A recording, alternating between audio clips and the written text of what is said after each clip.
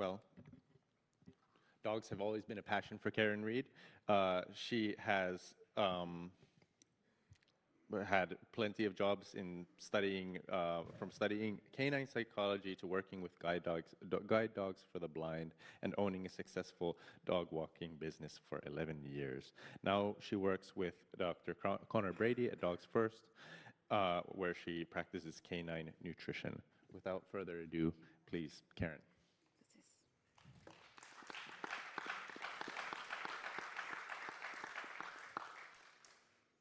So, like all of you here today, I've got a passion for canine nutrition to help dogs lead happy, healthy lives using food as medicine.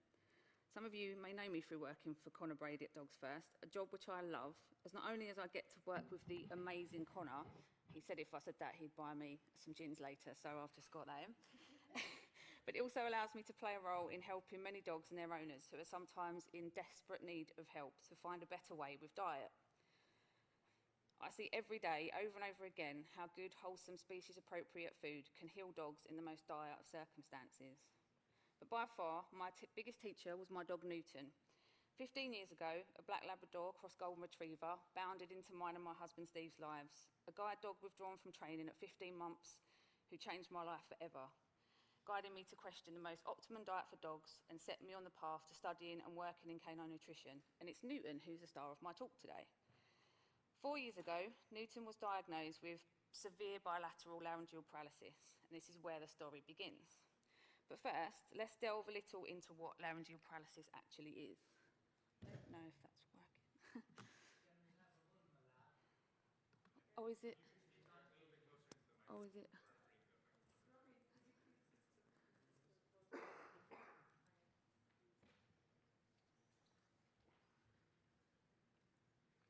I can use that if it's not working.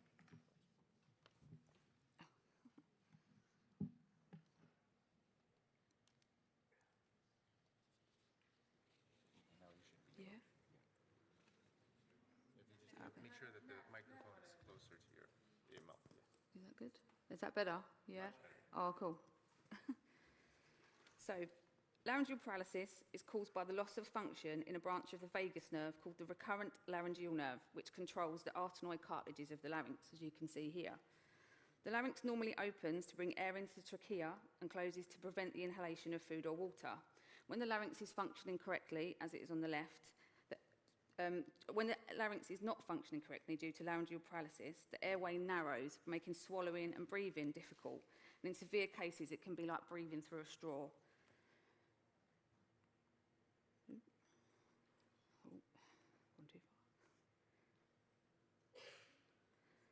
So the signs of laryngeal paralysis can differ for many dogs and how bad or how mild it is. But usually their breathing becomes raspy and noisy. They cough, especially when lying on their back. They gag. There can be a real change to the sound of their bark. They can have exercise and heat intolerance because where the airways aren't letting the air flow through properly, it can cause them to not be able to thermoregulate properly. They can excess pant, they can regurgitate, and when things get really bad, they can have difficulty breathing and their tongues can turn blue and then they can collapse. Sorry, I've got you stable. So the causes of laryngeal paralysis. So laryngeal paralysis is commonly part of a generalised weakening of the nerves and muscles called geriatric onset laryngeal paralysis or polyneuropathy, or GULP, which is a bit easier. This usually presents around 10 years old, hence the geriatric, in large or giant breeds such as Labradors, Great Danes and Irish Setters. Laryngeal paralysis is often the earliest notable sign of GULP, but many dogs will show signs of hind end weakness or muscle wastage first, which is often diagnosed as arthritis or just old age, because obviously the dog comes in as that sort of older age. But as the disease progresses, the larynx is then affected, which can have a much more dramatic outcome. Less common is the congenital type of laryngeal paralysis, and this can be seen in dogs as young as 3 months old. I do actually know of 2 huskies on the laryngeal paralysis support group that have actually got severe laryngeal paralysis at about 5 months old. It can also be due to recurrent laryngeal or vagal nerve tumours. Now, trauma to the neck can be a little bit more controversial. There's no real evidence to back it up, but I'm sure we've all seen those dogs that pull like steam trains that on collars, or the old school training of jerking where they pull the dogs to stop them pulling. Their necks and all the nerves that innervate that area are put under such extreme pressure, I can only imagine the damage this must be causing to such a vulnerable area. And this is the reason I believe Newton had laryngeal paralysis. But other causes can be from Cushing's disease, severe hypothyroidism, and myasthenia gravis. So how you diagnose laryngeal paralysis is through the laryngeal paralysis is diagnosed by examining the laryngeal function with a camera scope, and this is done under light sedation. The reason it's under light sedation is because they'll need to look to see how the cartilages perform when the dog breathes, gags and swallows. Other tests may include an X-ray of the chest to check for tumours, and there'll be blood tests run to check for things like hypothyroidism. So, management for mild cases. There's no cure for laryngeal paralysis, but when it's mild, it can be managed with the following things. So you want to keep the stress reduction down, you want to limit exercise, and because of the inability to thermoregulate, you want to obviously limit exposure to hot and humid weather. You want to make sure they're obviously kept at a good weight. And one of the really important things is to get those collars off and put them on harness. Now with canine massage, it was really interesting. I was listening to an animal osteopath called Tony Nevin during a talk with Nick Thompson, funnily enough. And he said if he gets dogs early enough, in the early signs of laryngeal paralysis, which is normally where a little cough will just start, he's able, using osteopathy, to help these dogs manage the symptoms and sometimes not even have to have surgery. I think he said to me and Nick it was like 50% of his cases he can actually manage just using that, which we just found amazing. But I have to stress that would be in the really, really early stages of the disease. And acupuncture also, studies suggest that acupuncture may stimulate the nerves in the muscles surrounding the larynx, which increase the function and make it able to reopen. And also the vet may prescribe anti-inflammatories, antidepressants and light sedatives. If you imagine you've got a dog that's got a misfunctioning larynx, you want to keep them calm, you want to keep them nice and cool and calm. So the most common treatment for severe cases, so where you have the larynx that isn't working properly at all, you've got that dog that's like it's breathing through a straw, they may have even collapsed. This is surgery called unilateral arytenoid lateralization, or tie-back, which is a bit easier. This involves making an incision, usually in the left side of the throat, and permanently fixing one of the arytenoid cartilages to an open position. This enables better airflow and greater ability to eat, drink and thermoregulate. This procedure is usually performed by a board-certified soft tissue surgeon. So the risk after surgery when you have tie-back, the biggest risk is aspiration pneumonia. So what you now have, you have a dog with an open airway. So they're not able, oh, I've gone to the wrong one. Hang on. Yeah, no, I haven't. So with aspiration pneumonia, you now have a dog with an open airway. So food is very easily able to go into that airway and get into the upper airway and get into the lungs and cause bacterial pneumonia. So it's vital for owners with dogs with tie-back operation that get on top of this, of AP. So if you know the warning signs, it's really treatable. If it's caught early, you can have oral antibiotics at home, and more severe dogs will go into the hospital and have some hospitalisation, IV fluids, antibiotics. So signs of aspiration pneumonia that you need to look out for are wheezing or coughing, rapid breathing, difficulty breathing, rapid heart rate, fever, lethargy and loss of appetite. The careful lifelong management of how and what these dogs eat is vital to prevent aspiration pneumonia. So there's the boy.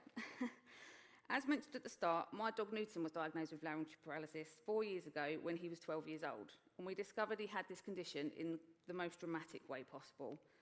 To cut a long story short, we were out on a walk, normal day, nothing unusual, and out of the blue, after having a swim, Newton started to cough. This soon turned into him gasping for air, panicking, and then he collapsed. So my training in canine first aid kicked in, and I checked his throat for obstructions, nothing unusual there, but I saw his tongue was turning blue and he was in severe respiratory distress. I checked his heart, only to discover that it had stopped. So I carried out CPR, which thankfully worked, and Steve, my husband, did an amazing job of carrying a lifeless 32-kilogram dog to our van, which was just under a mile away, just for fun. Newton was in a very bad way, and I had to perform CPR multiple times. By the time we reached the emergency vet, he'd regained consciousness and jumped out the van as if nothing had happened. It was me and Steve who were actually in a worse state than him by then. A heart scan there and then revealed nothing out of the ordinary, so we started to turn our attention to laryngeal paralysis, something that, having worked at guide dogs with Labradors who were predisposed to it, had always been on my radar.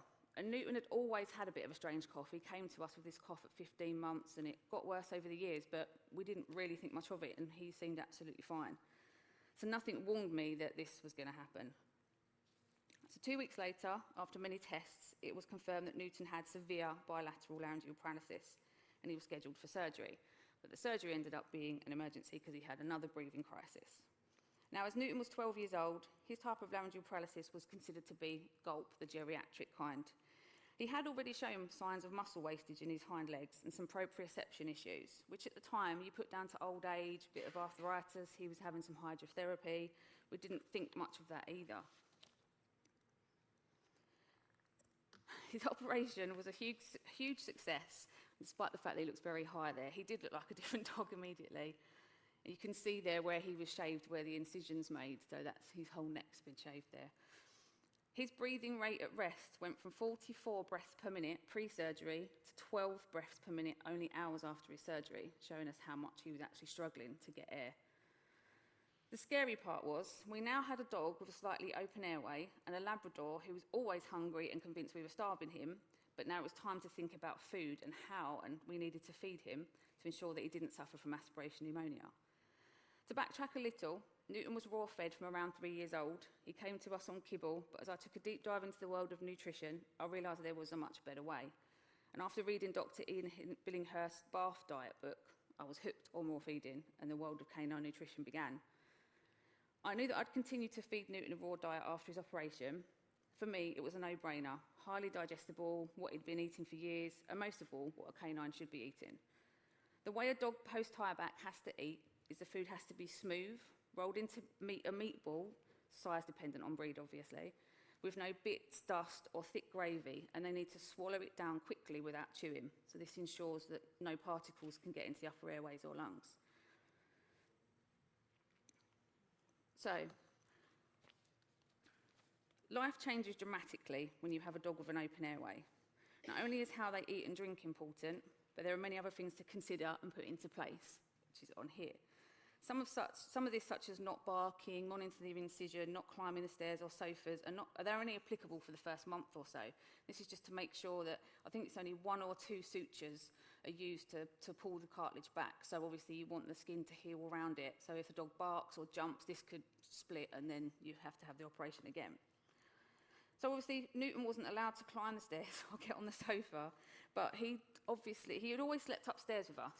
So when he had this op, we weren't going to stress him out and we weren't going to go upstairs and not have him up with us because he couldn't make the stairs. So what we decided to do was brought our mattress downstairs and the whole of our lounge was just basically a bed. But as you can see, Newton didn't get the memo about not jumping on the sofa because that was his first night home and he jumped up there and gave me a heart attack. But he stayed there all night and he wasn't actually supposed to be putting his neck on anything either, but just for good measure, he had to hang over the sofa and do that. Oh, and about 7 days post-op, he also decided to give me a heart attack, one of many over 4 years, as he scrambled up the stairs full speed when I moved our makeshift stair gate just for me to get up there. But, I could see he was feeling better already. Being able to breathe easily will probably do that for you. Swimming, which was a huge love of Newton's, was now off the table for the rest of his life. He was still able to paddle, and I, like a mad woman, spent every day with him in the water to ensure he never went out of his depth. But he loved water so much, there was no way we could stop him doing it completely. It just meant I went through a lot of boots and shoes and trainers, getting them soaked in the water every day. Weirdly, after his collapse, which happened after he'd been swimming, he never even attempted to swim again. And this was a dog who would swim miles every day. If he stepped out of his depth, he would quickly backtrack and go into shallow water. I can't explain it, it was just like he knew he wasn't allowed to do it anymore.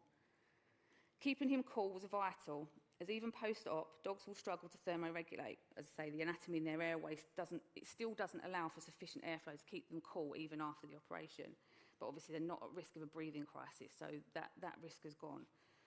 So for the 6 weeks of summer, I had my own lockdown in 2019. I spent every day inside with an air conditioning unit full blast, only walking in early morning and late evenings to avoid the heat. Dogs with laryngeal paralysis can struggle at much lower temperatures than other dogs, so being mindful of exercising them in warm weather, even a short walk, is as important as how they eat and drink.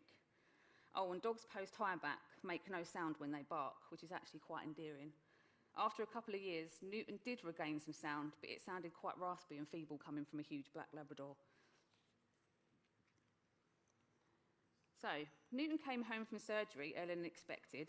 He apparently refused to go back in his kennels after a scan and spent the night in the nurse's station. And he also started to bark, which obviously is a huge no-no. So his surgeon said, "Can you please come and get him?" The hospital sent us home with a tin of Hill's ID. I'd done the fatal raw feeder mistake and not got any raw food out to defrost. So in all the stress, I did succumb and I fed that to him for his first few meals. I do remember his poos were horrendous. He, of course, had general anaesthetics, steroids, antibiotics, and was high on tramadol, as you saw in the previous slide. But the next day, after a few small meals of raw meat, his bowel movements were back to normal. Make of that what you will.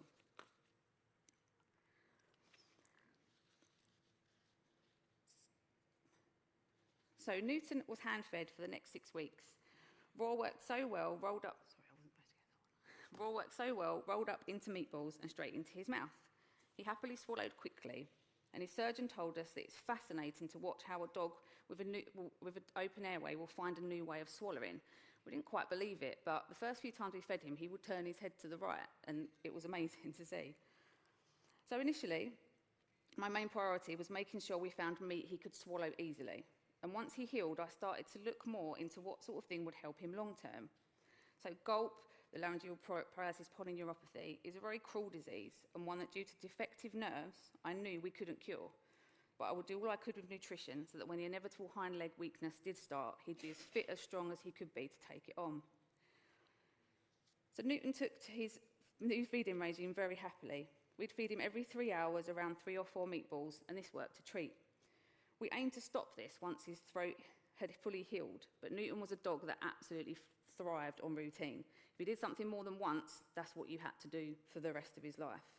So he ate this way for 4 years. And 3-hourly meatballs became 2-hourly, because I couldn't resist him, and quite honestly, Newton could beat anybody in a staring competition. I had concerns, as Nick was saying with the fasting, I had concerns about his pancreas constantly eating this way, but he was absolutely fine, and as blood tests verified, there was never an issue with it. And I like to think that maybe it's because he was eating low in carbs and nice, fresh, healthy food.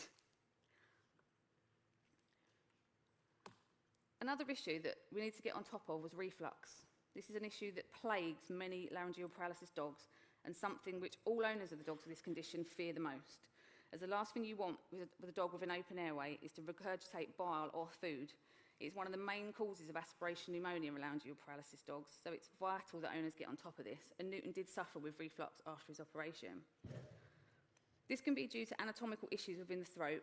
Often dogs with laryngeal paralysis also suffer from esophageal problems, as the branches of the vagus nerve, which innervate the larynx, also innervate the esophagus. Dr. Bryden Stanley et al.'s research in 2010 found that of all the 34 dogs in the study with laryngeal paralysis, all of them had some form of esophageal dysfunction. While it is of course understandable that dogs with esophageal dysfunction will suffer from poor motility when swallowing, and therefore may regurgitate or have reflux, for me there was a little bit of a wider issue, and it involved another 2 passions of mine, which is the microbiome and the vagus nerve. So the vagus nerve is the longest nerve of the autonomic nervous system and extends from the dog's head down to the abdomen and sort of branches out in all different areas. Along its path, it innervates pretty much everything, the larynx and esophagus as we know, but it also helps regulate the dog's heart rate, helps release bile, helps control the balance of glucose, and in the kidneys it helps excrete sodium and lower blood pressure. But most interestingly to me, the vagus nerve also plays many roles within the gut, including controlling motility of digestive enzymes, controlling muscle contractions within the stomach, which is really important for laryngeal paralysis dogs because the faster the food can get out of the stomach, it's kind of the better because they're not going to keep regurgitating it. So it can regulate stomach acid, it can regulate digestion, regulates appetite. But most interestingly to me, it interprets the gut microbiome. So if the vagus nerve senses pathogenic bacteria, it sends out inflammatory responses. This is where I sat up and paid attention. You have a nerve that is the cause of GOLP, but it also plays so many roles in the gut. This turned my thoughts even more to diet and how it may affect the vagus nerve.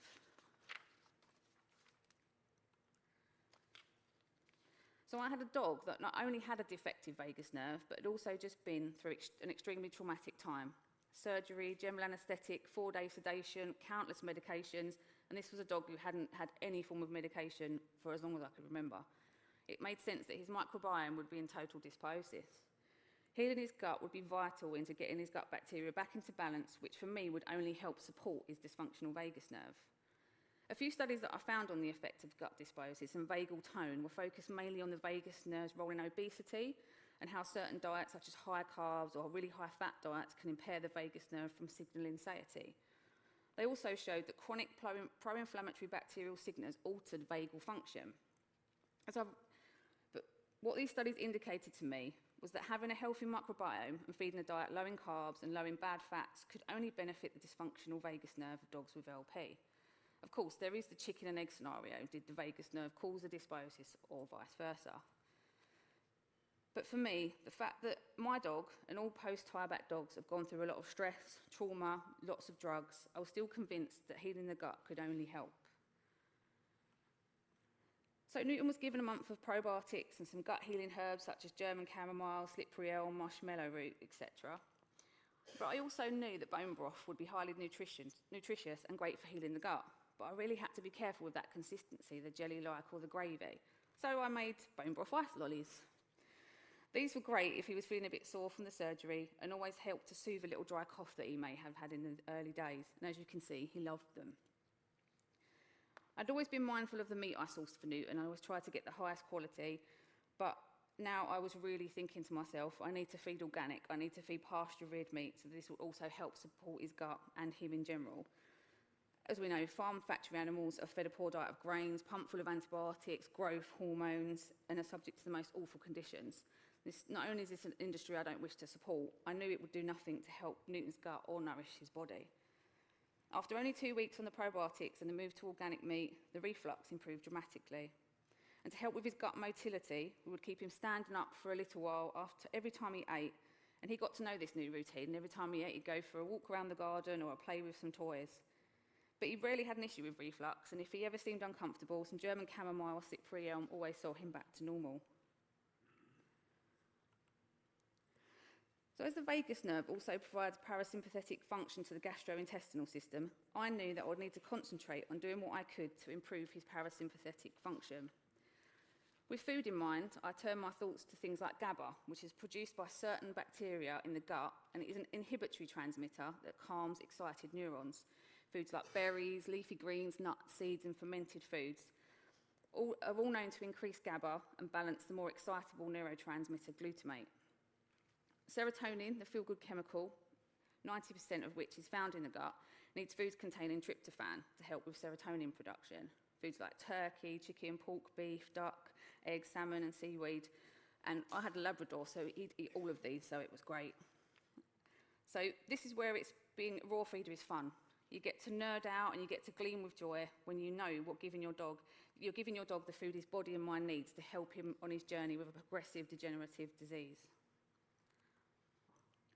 I also found some very small studies on omega-3 and how they found that feeding fish oil could be beneficial for nerve damage. Studies found that feeding fish oil helped with spinal cord injuries, neuropathic pain, and peripheral neuropathy. Newton already enjoyed some tinned fish in his diet, and at one point I'd been rotating wild salmon oils with other fish oils for his joints. But again, learning more as you go on, the knowledge of the somewhat questionable fish industry, I knew the fresh form would be best. Weirdly, raw fish was something that if Newton had ever tried in the past, came up exactly how it went in. So I couldn't risk that once he had tieback. But over the years, I gained confidence and started to try him with whole fresh sprats. With the whole fish as well, he'd be getting the DHA and EPA from the brain, and not to mention that in later years he had some cognitive decline, so feeding brain to his brain, which is like the ancient practice of organotherapy, could only help. The fish eyes too would be great source of vitamin A and zeaxanthin and lutein, which are found in high amounts in the macular part of the eye. And with failing eyesight in his later years, Newton could certainly do help with his vision. Newton actually really enjoyed the sprats, and he seemed to be able to swallow them better frozen and cut in half. One day, though, he decided to swallow 3 at the same time, which then led him to choke. I had to prise them out of his throat, and in true Labrador style, he was just disgusted that I tried to do that and tried to snatch them off me and try again. He also enjoyed tin fish, which I always did in tomato sauce, which added some lycopene to his diet for his brain. But keeping calm and activating the parasympathetic nervous system is not just about food. In humans, we're told we can improve this through activities such as yoga, deep breathing, and meditation.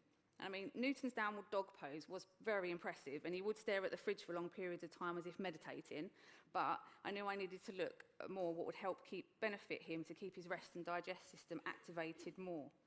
Not only for his gut, but for his whole body, which would eventually succumb to the generalised weakness involved with gulp. The food was doing a great job of healing him and nourishing him, but I knew I could do more.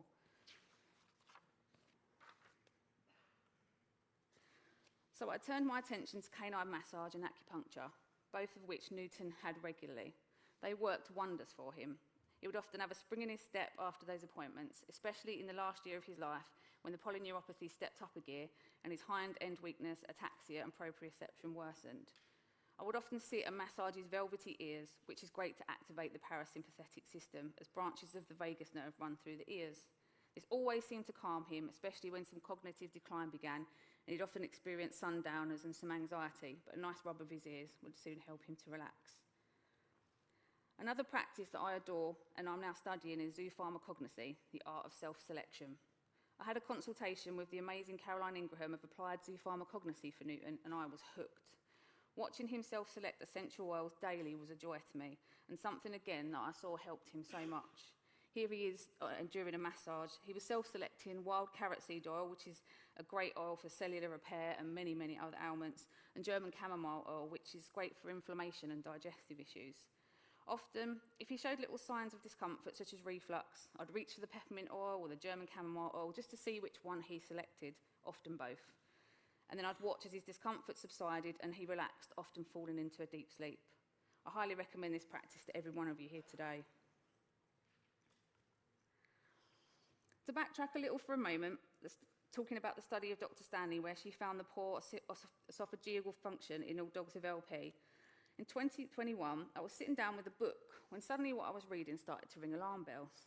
The book was Feeding Dogs by Dr. Connor Brady. That's another gin you owe me, Connor. In the chapter, Where Are the Pet Food Police?, Connor writes about a Latvian vet, pathologist and researcher who was contacted by colleagues when an alarming number of dogs were being struck down with megaesophagus, and all of these dogs had been eating the same food, Advanced Dermocare by Mars Pet Food. The average number of cases went from 10 cases per year in 2011 to 2013 to over 100 cases per year 2014 to 2016, a quarter of which sadly died of the disease. To cut a very long story short, despite her efforts, she was told by the authorities to stop all investigations. Once the media got hold of the story, she did get crowdfunding, and to quote Connor in Feeding Dogs, conducted a case-controlled study which found a correlation coefficient of more than 100. Anything over 4 is considered strong. The higher the figure, the more likely the correlation is to the cause. In this case, the risk of a dog getting megaesophagus upon eating the pet food in question is 100 times higher than for a dog eating any other kind of food. You can hear Ilsa's story on YouTube. Search for the title here. It's an excellent, if somewhat infuriating story. However, this was not the end of that story, because from 2017 to 2018 in Australia, 74, which ended up rising over to 100 dogs, were struck down with megaesophagus, 9 of which were Australian police dogs, which brought much needed media attention. All of these dogs had been eating the same food, Advanced Dermocare. And researchers at the University of Melbourne's UV Vet Hospital conducted clinical assessments of the dogs in question and carried out independent food testing. They looked for toxins such as acrylamide, paralytic shellfish, pesticides and more, but the food tests were inconclusive. But some of the analytes were higher than expected. But with no real regulations with dog food, it was difficult to determine whether the levels were too high, too low, or what could be the issue at all. However, the study did reveal a significant statistical association between the use of Advanced Dermocare and the diagnosis of megaesophagus in dogs.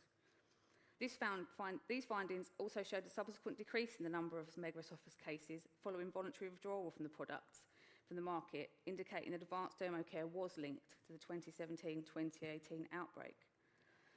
And within the framework of that investigation, acrylamide was analysed in this food. The concentration of acrylamide in the tested dry food samples was a range considered harmless based on extrapolation of the reported neurotoxic levels in people. So no one knows what the neurotoxic levels of acrylamide are in dogs. This was in people. But most interesting to me, that this clinical investigation into the dog's deaths found that there was atrophy of the distal esophagus resulting from lack of functional innervation, with some dogs also having atrophy of their laryngeal muscles, which really made me sit up and start thinking. But in 2021, there was another pet food, this time a vegan pet food, had to be recalled due to instances of otherwise healthy dogs being struck down with megaesophagus, and the only change was that they started to eat this food. But tests on this food were inconclusive. But as stated above, with no real regulations on certain analytes, how do we know the levels weren't dangerously high for dogs for certain ingredients like mycotoxins, pesticide exposure, and acrylamide? Of course, this is all about megaesophagus, and we're talking about laryngeal paralysis. But as we know from what we've already said, the dogs who suffered with megaesophagus after eating the food also had laryngeal atrophy. So I felt it was an important issue for laryngeal paralysis dogs too, and one for me needs much further investigation. I went searching, and I did find a study from the 80s that showed that dogs exposed to acrylamide develop abnormalities in the vagus nerve. Acrylamide is a natural chemical formed when starchy or carbohydrate foods are cooked for long periods of time at high temperatures. High levels of acrylamide have been shown to cause cancer, and as this study shows, can affect the vagus nerve, the main protagonist of our story today. The study states that dogs efficiently absorb acrylamide and excrete it as metabolites in the urine, while their tissues take up acrylamide in notable amounts and lose it again with unknown fate. Well, this leaves me with a bit of an uneasy feeling about acrylamide that is going to be more than likely present in high carbohydrate kibble that's been cooked at extremely high temperatures. Since the effects of long-term exposure are unknown, and it's unclear how long acrylamides and their metabolites linger in the system, it makes me wonder, when the majority of dogs that I see on support groups are fed kibble, if something within that food, such as acrylamide, could be the cause of laryngeal paralysis, as it's so often idiopathic. With this in mind, I felt it would be even more wise to stick to a diet of fresh, minimally processed, raw or lightly cooked food when dealing with a dog who already had a degenerative condition of the vagus nerve. Another little gem I heard about recently that I feel could have an impact on kibble-fed dogs with laryngeal paralysis is the respiratory exchange ratio. I was going to pass this information off as my own, but seeing as Nick's here today, it was best I'll give him the credit because it was in a talk last year that he mentioned this. That's another gin for me. Cheers, Nick. The respiratory exchange ratio is the production of carbon dioxide versus oxygen uptake. Carbohydrates are made up of carbon, hydrogen, and oxygen, and when these are broken down, they produce CO2. Since carbs are richer in oxygen than fat, they consume less water in their metabolism and they generate more carbon dioxide. The more carbohydrates the food contains mean the levels of CO2 in the body will be much higher than when you're fed a low carbohydrate diet. When there's more carbon dioxide in the blood, the more the dog will need to pant to expel this, to bring the ratio of CO2 and O2 back into balance. Now, excess panting might not seem a problem for a healthy dog, but when you have laryngeal paralysis, it's really, really not a good idea because the excess panting puts so much more pressure on those cartilages and then they can just shut, which will prevent airflow. Nick referenced this in a talk about kidney disease and dehydration, but it was just another light bulb moment for me on how high carb diets could possibly affect the laryngeal paralysis dog need to pant more and the detrimental effect that could have on them. Now, of course, Newton started life eating kibble, but was raw-fed most of his life, so I didn't think that food had anything to do with Newton. As I say, he came to us with a strange cough, and any tiny amount of pressure on his neck would make him cough. I honestly believe that Newton's laryngeal paralysis was caused by repeated trauma to the neck by some old school training before we got him. So, as Newton's raw-fed, what's the concern with kibble? So I wanted to point out over the above, because the majority of dogs I see on support groups, such as this one, there's about 7,000 people in this group. They've always been kibble-fed, and they suffer terribly from reflux, gut issues, and aspiration pneumonia. My deep dive into everything I've said here, from raw diets being highly digestible and species-appropriate to somewhat unregulated levels of the ultra-processed food, Makes me wonder if so many of these dogs' gut issues would improve with a diet of fresh, wholesome food, and could the food even have maybe caused it in the first place? It's just something that I was thinking about. Sadly, some raw feeders are convinced to change to kibble or canned food by their surgeon post-tieback due to what they believe is an increased risk of aspiration pneumonia due to high levels of bacteria in raw. But I'm quite sure I wouldn't really want a piece of kibble ending up in a lung either, especially with all the recalls over the year of salmonella and such. Now, I don't wish to judge anybody who's feeding a dog with laryngeal paralysis a kibble diet. I cannot tell you the struggles I see daily in support groups with loving owners desperate to get on top of reflux and aspiration pneumonia, who are understandably very nervous about switching diets. Laryngeal paralysis is a cruel and difficult disease, and one that requires a level of care and vigilance that is above and beyond anything I have personally ever known. I can just tell you that with Newton, the diet and being aware of what worked and what didn't, and my nutrition knowledge gave me the tools to help him navigate this disease and everything it threw at him. The hind end weakness only got really bad in the last few months of his life, and I truly believe that diet and all we did with the additions to help delayed this. Lots of what I've said here today is anecdotal, of course. Sadly, there are no studies on laryngeal paralysis and the effect of food on the cause or maintenance of the diet. I truly wish there was. I think we can all get caught up in the science of food, and it's great to geek out on studies, of course, and we all like to back things up with evidence. But what I can tell you is that after his operation and gut healed and the best food I could possibly feed him, Newton thrived in more ways than I could ever have imagined. He gained muscle mass in his legs about 4 months after the operation, and this video, if I can get it to... This is a video of him in 2020 in lockdown where myself and Steve were doing online workouts. So yeah, he'd run backwards and forwards with us, so you can see he could run like that. He couldn't have really done that before his operations. He would have ended up collapsing.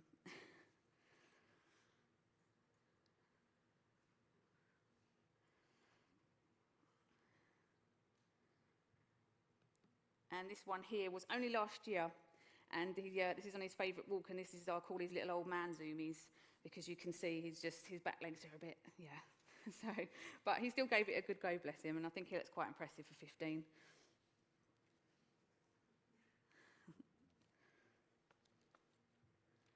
He would amaze us every day with how much he could do, and even when he reached 16 years old and the hind end weakness and neurological issues finally did catch up with him, he still had a shiny, thick coat, a love for life, and more energy than most dogs I see at his age. Alongside food, we were lucky enough to have the amazing Nick Thompson on speed dial, who would often send us all kinds of potions and remedies when our old guy needed a boost. For the help you gave us for all of that, Nick, we can never thank you enough.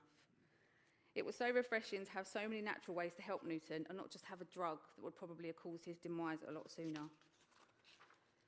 Behind all the scientific evidence and all of the stuff we dearly love is the dog in front of us. What works for them, and that's the most important thing, and that's how I navigated this with Newton. Not only can food be medicine, it should also be something that nourishes the soul.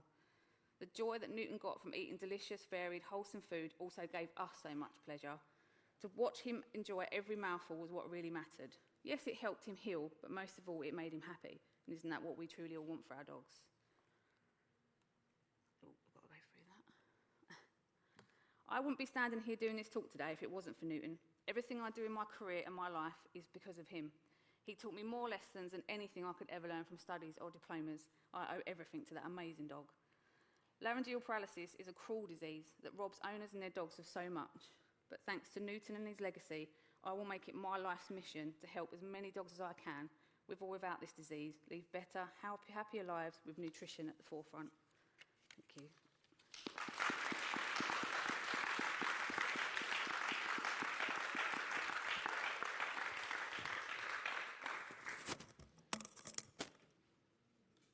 I do have a question, or actually a comment. I think we do know toxic doses of acrylamide. You found the study from '82. There are 4 others from around that time in the late 70s.